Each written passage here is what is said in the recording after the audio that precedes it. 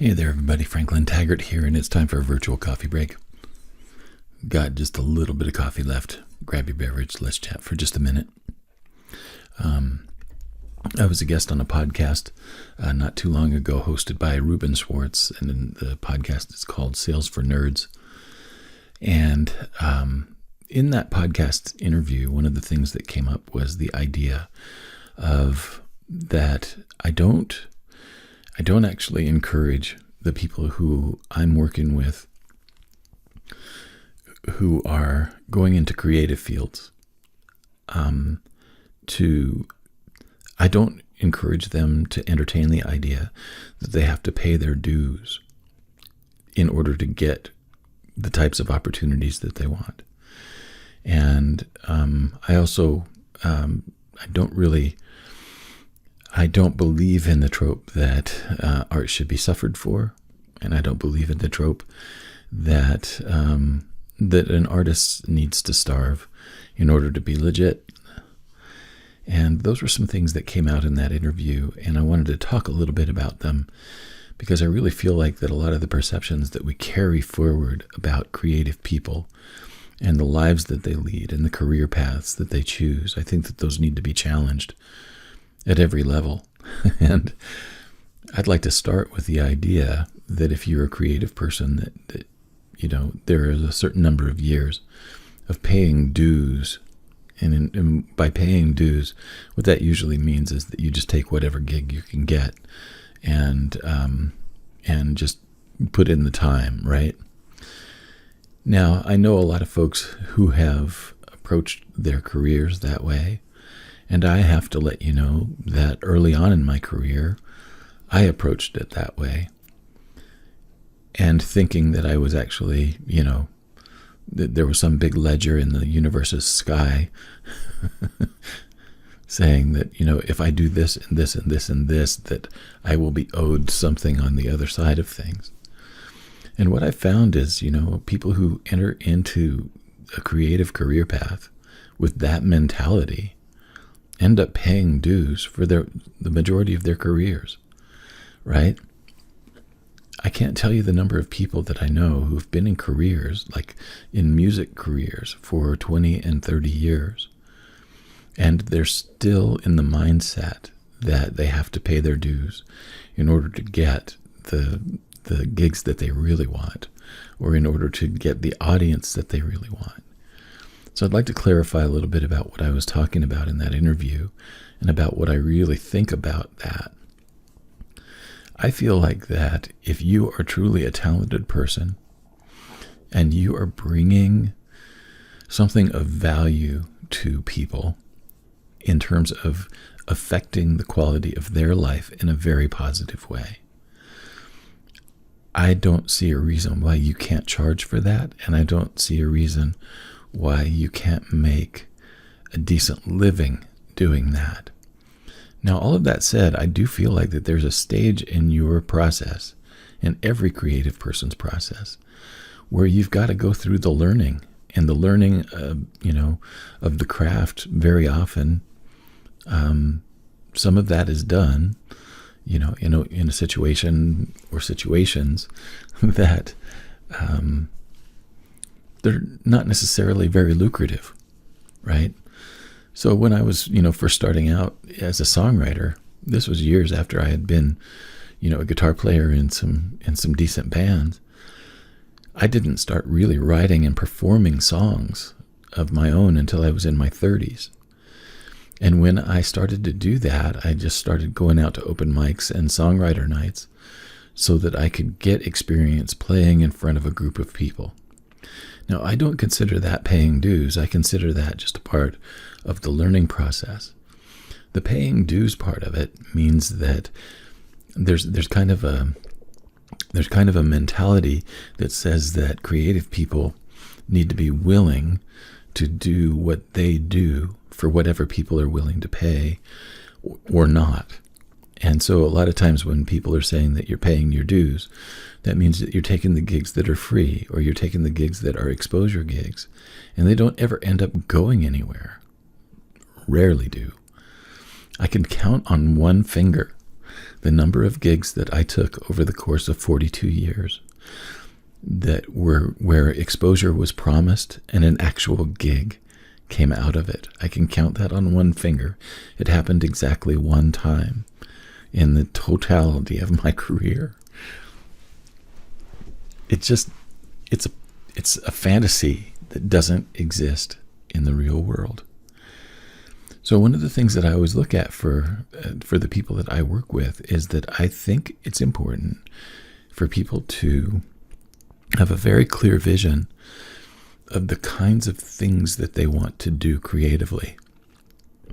I also think it's really important for them to clarify who are the people that you want to benefit from your art.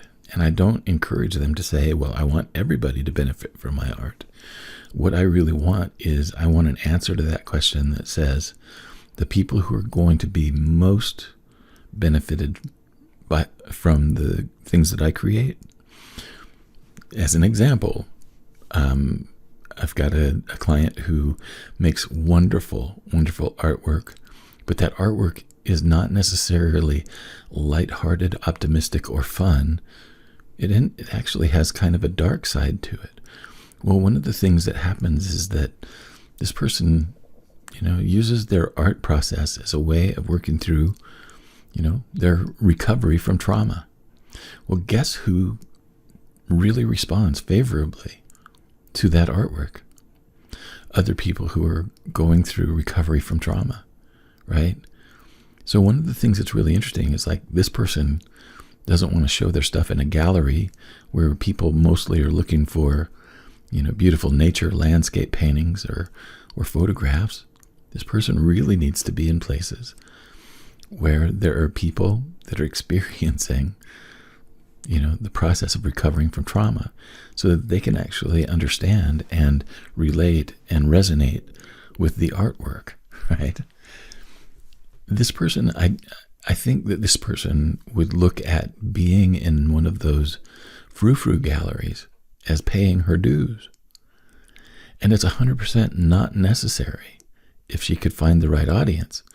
But the right audience is not coming through the door of that gallery, right?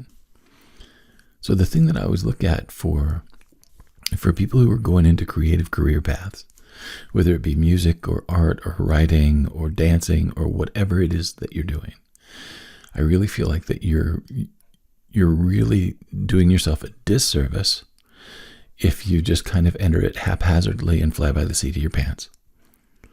I think if you're strategic about it, and I think if you're very clear about the impact that you want to make through the work that you're doing and the people that you want to have the direct impact on, the more clear that you can be about that, the better opportunities you will find, and the more lucrative possibilities exist that go along with that.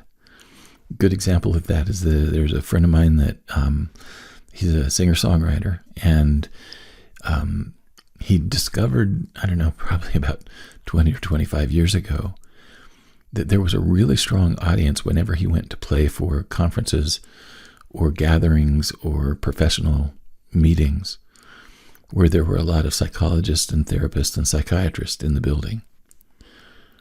And so what he ended up doing was just booking himself for the events that were for people in that profession. He does very little outside of that. He's one of the best paid musicians that I know because he has found that group of people who resonate with the work that he does and who benefit from it. And he still sells a lot of music to people who are their patients or their clients. Crazy cool. But one of the things that's really happening there is that he's very clear about the people that he serves and the impact that he wants to make on them and their patients and clients. He's created a really lucrative niche for himself. So the thing that I work on a lot with people is really helping them to look at, let's not just look at your craft. Mastering your craft is essential. You do have to do that. And you're going to need to work on that continually throughout your career. That's a given. But you don't have to fly by the seat of your pants You don't have to pay dues. What you do need to do is be very strategic and intentional and very clear in your vision for where you want your creativity to take you. And that is a big part of the work that I do with people that I coach. If I look at, the majority of the time that I spend, I would say probably a solid 75 to 80% of my time is working with people who want a creative career path that actually sustains the lifestyle that they want. And the way to do that is by really identifying the folks that you want to serve, the way that you want to serve them with your creativity. And then we look at ways that we can create those opportunities for you. Now, that's not to say that every person who wants to be a paid professional artist has the chops to do it. There's some artists that I know, they're extraordinary in terms of the work that they're doing and the level of creativity that they bring to the table. But the work that they're doing really doesn't have a commercial audience on the other end of it. Now, that's not to say that these folks can't be involved in paying opportunities like paying shows and things like that. But for a lot of these folks, maybe the thing that they've got to look at is that their creativity is a part of another path for them. One of the examples that I can give you is that there's another person that I know who is a musician, but they use their music as a part of their hospice work with people who are dying. And so they go in and they work with people who are at the end of their life. And ultimately, what they use the music for is to bring comfort and solace to people who are finishing their days, right? They don't get paid for the musical part of it, but the musical part of it is a core part of the important work that they're doing. Some people might call it a ministry. Other people might call it a healing path, whatever it is. But the music is something that informs and furthers that mission, right? So the thing that I'll tell you is that I think that there's a way to incorporate your creativity in a meaningful way and in a sustainable way. That's not to say that everybody's going to be a successful commercial artist. I just don't know that that's possible. However, I think that there are ways that creativity can be incorporated into every career path, whether that's, an artistic path or whether it's another kind of a mainstream career path, but it has opportunities for creativity to come into the picture.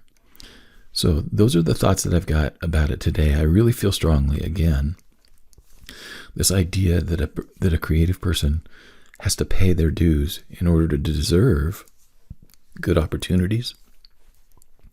I think we need to do away with that idea altogether. I don't think it's serving anybody. And I'm tired of seeing people, slave for 20, 30 and more years and never get out of that dues paying phase. I think that's really kind of silly. So those are my thoughts about it all, folks. I hope you have a good whatever it is where you are. And if you'd like to work together, if you're interested in the things that I've talked about here, get in touch. Schedule that first free session, bit.ly/bestnextstepcall, all one word, no spaces. It's best if you capitalize.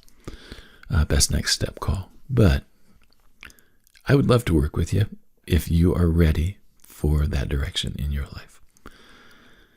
Till tomorrow, so long.